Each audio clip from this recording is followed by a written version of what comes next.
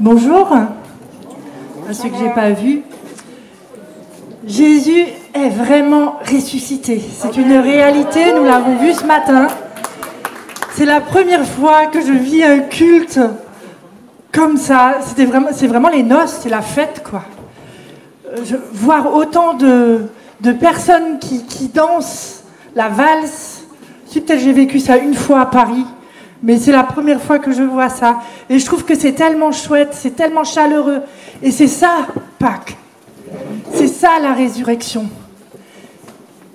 On fête, on se souvient d'un homme qui est Dieu, qui a payé de sa vie et qui aujourd'hui est encore vivant.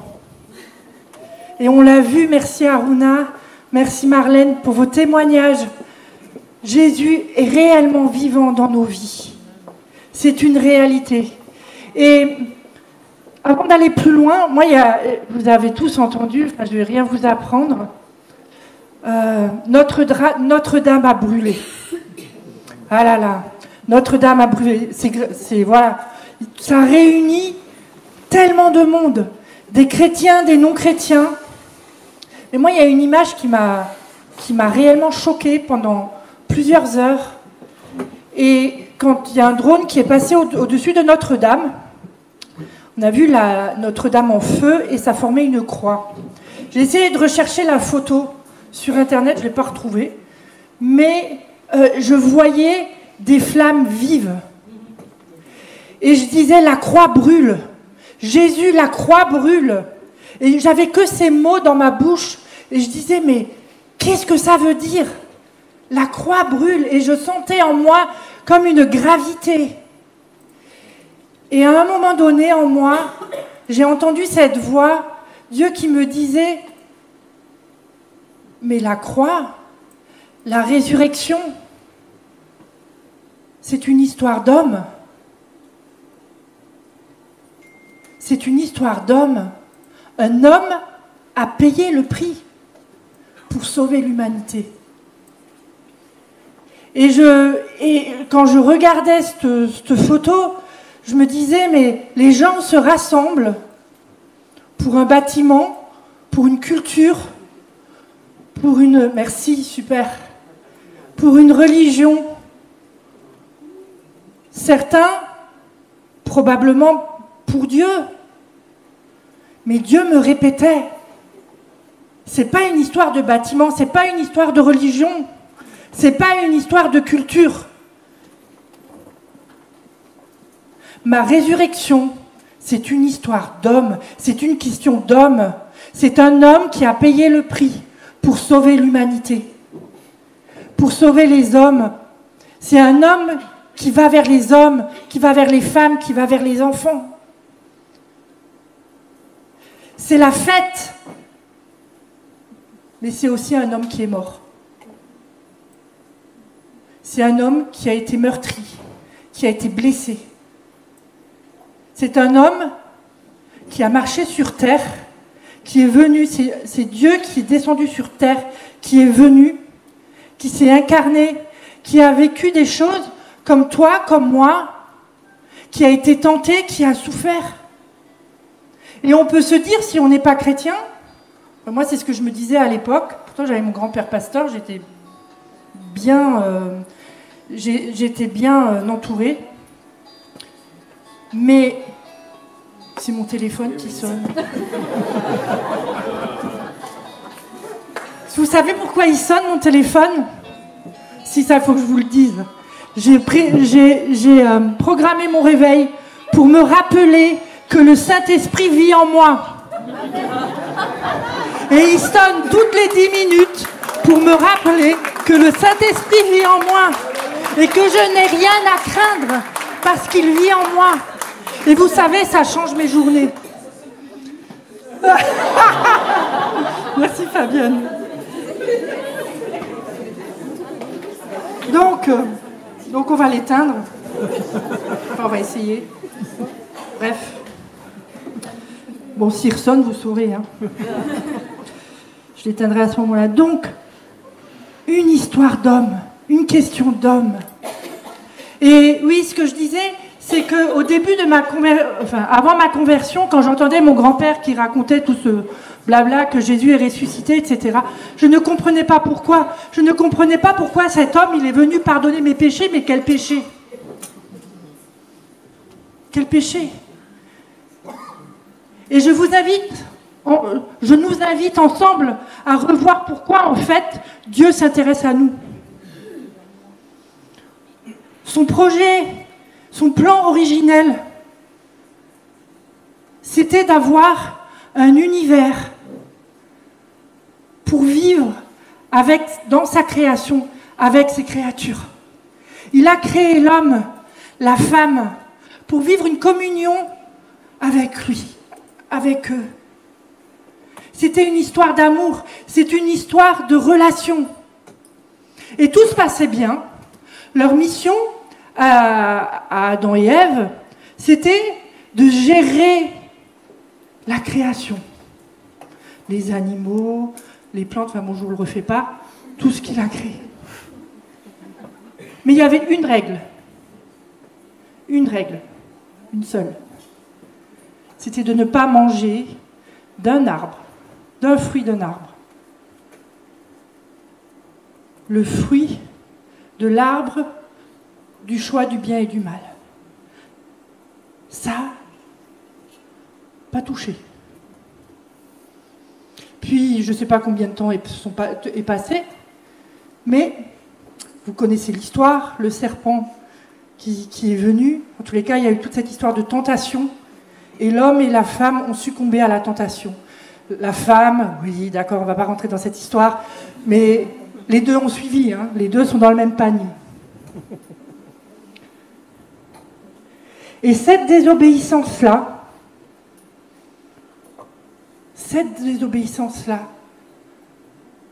a coûté cher à l'humanité. A coûté cher, pourquoi? Parce que tout simplement, Adam et Ève ont découvert leur nudité. Et quand j'ai préparé ce temps, il y a des fois des questions bizarres qui nous viennent, pourtant on connaît la réponse, et je disais, mais Seigneur, pourquoi le peuple juif faisait des sacrifices d'animaux?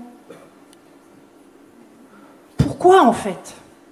Et en fait, je revenais dans ce temps de la chute d'Adam et Ève qui ont désobéi.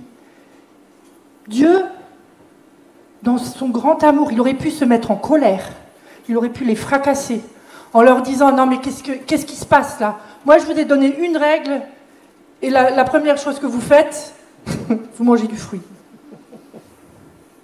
Qu'est-ce qu'il a fait? Il a tué des animaux qu'il a créés pour pouvoir couvrir leur nudité. C'est énorme quand même. Juste par amour. Juste par amour. Il est dit dans la parole qu'ensuite,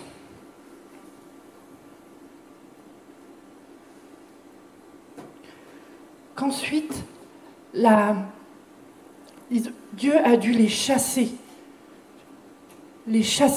du paradis, du jardin. Alors là, c'est pareil, on pourrait dire, non mais attends, si c'est un Dieu d'amour, sérieux quoi, pourquoi on n'a pas...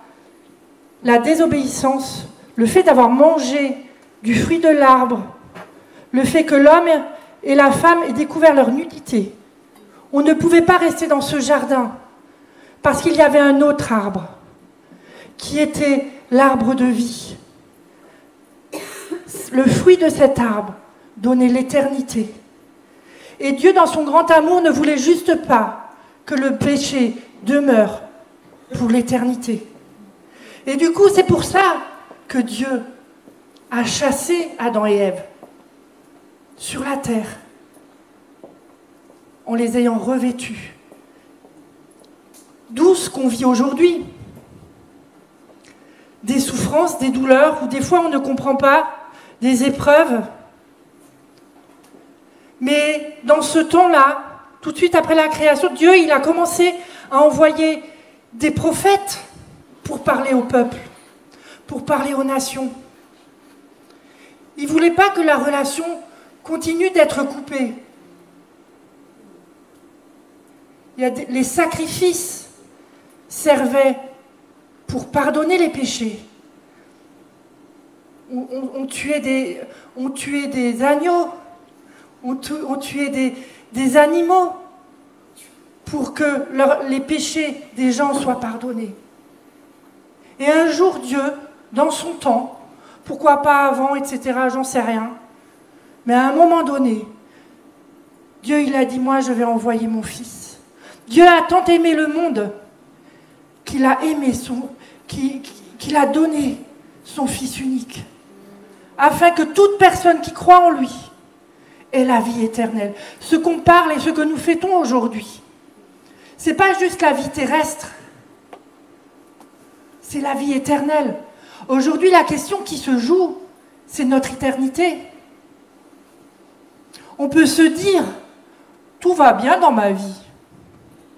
J'ai une vie pépère, j'ai un travail qui me plaît, j'ai une famille où tout va bien, je suis en bonne santé. Alléluia, super. Et ton éternité? Et ton éternité? Ce que Dieu veut, en ayant donné son Fils Jésus, c'est qu'on puisse avoir à nouveau cette relation. Mais Dieu ne pouvait pas juste sacrifier n'importe qui, là, qui passait par là. Il fallait qu'il soit Dieu, mais il fallait aussi qu'il soit homme. Pourquoi? Parce que quand on ne sait pas ce que l'autre vit, c'est compliqué d'être un médiateur entre Dieu et les hommes. Ou même, quand on vit, on peut prendre une situation, quelle qu'il soit, dans notre quotidien. Très compliqué. Je sais pas, si moi je suis célibataire et que je viens être médiateur dans un couple alors que je ne sais même pas comment un couple fonctionne, ça peut être compliqué. Et Jésus, ce que lui voulait, c'était connaître notre réalité. Et il s'est incarné en homme. Et si on regarde bien déjà dès sa naissance, dès sa conception, il y a des choses bizarres qui se sont passées. Il est né d'une femme vierge et pas d'homme. Pourtant, en bio, moi, on m'a expliqué, un bébé, c'est un papa et une maman. Et là, c'est le Saint-Esprit qui est venu sur Marie. D'où le fait que Jésus est fils de Dieu. Puis, il a vécu sur terre. Il a guéri des malades. Il a ressuscité des morts. Il nous a enseigné comment vivre avec le Père. Il nous a montré comment être en relation. Et il est allé jusqu'à la mort. On a comploté contre lui. Ça m'a frappé quand j'ai relu les textes. Je me suis dit, il a été victime de complots qui l'ont mené à la mort. Et cette mort, jusqu'à sa mort, il a été frappé. Il a été fouetté, il a été percé. Il est mort sur la croix, comme le pire des criminels. Pourtant, il n'a rien fait. Mais le troisième jour, il est ressuscité des morts. Et ça, c'est la preuve pour nous que son sacrifice a effacé nos péchés. Son sacrifice a été validé par Dieu. Aujourd'hui, toute personne qui croit en Jésus, qui croit que Jésus peut sauver sa vie et lui donner l'éternité, qui croit que Jésus peut être son Seigneur, c'est-à-dire un Seigneur, ça règne, peut être maître de sa vie, peut nous accompagner, nous guider dans notre vie. Les personnes qui acceptent Jésus comme Sauveur et Seigneur, vos vies peuvent être transformées. Je ne vous promets pas la facilité, mais je vous promets que Dieu va vous accompagner tous les jours, quoi que vous traversiez. Personnellement, j'avais une fibromyalgie, une maladie qui ne se guérit pas. Ça a duré 7 ans. Mais ce que je sais, c'est qu'en 2013, quand j'ai accepté que Dieu intervienne dans ce domaine-là de ma vie, elle a commencé à être transformée en profondeur. Et 2 ans après, j'étais guérie d'une maladie où encore les médecins disent aujourd'hui, cette maladie ne se guérit pas. Et comme ça, tout le monde a des témoignages, enfin, on a tous nos témoignages où Dieu est intervenu de façon surnaturelle. Ça peut être pour des apparts, pour des boulots. Dieu peut faire la différence.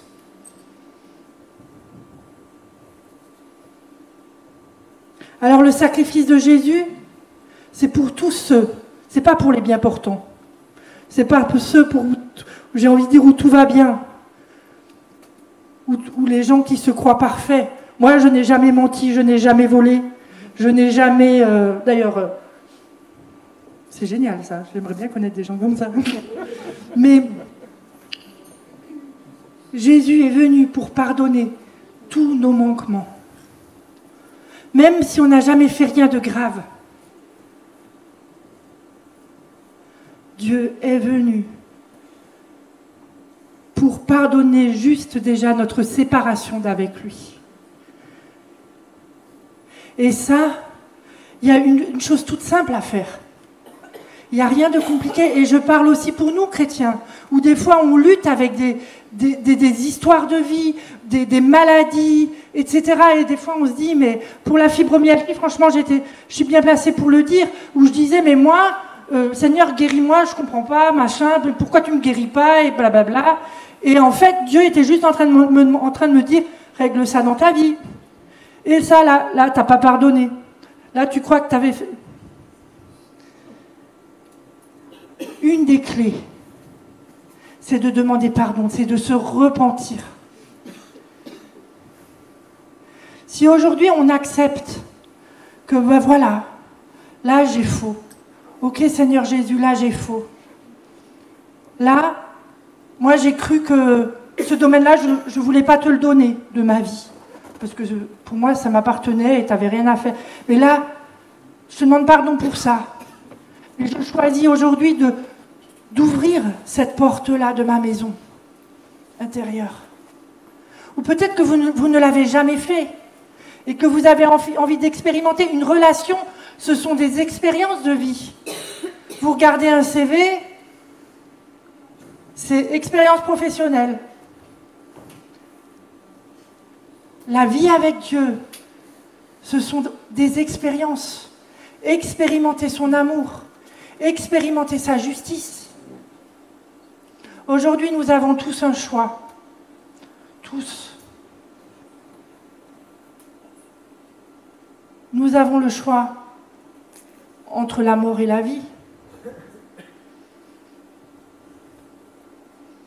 Dans sa parole, il y a marqué « Je mets devant toi le choix de la mort, de la vie, de la malédiction, de la bénédiction. » Et je vais rajouter « s'il te plaît ». Dieu qui dit « s'il te plaît ». Choisis la vie. Choisis la vie. Mais on a cette capacité de choisir. On a cette capacité de choisir. Ce n'est pas une histoire de cerveau. Ça ne veut pas dire qu'on ne doit pas réfléchir. Hein. Marlène qui disait les chrétiens ne réfléchissent pas. L'intelligence au service de Dieu, c'est super. Mais aujourd'hui, c'est une histoire de cœur. Et peut-être que tu n'as jamais fait cette expérience avec Dieu. Et aujourd'hui, ce que nous désirons, c'est de te permettre de faire cette expérience d'amour avec Dieu. Parce que si si Jésus est mort sur la croix, et qu'aujourd'hui il est ressuscité, c'est une histoire d'amour et une histoire d'être juste.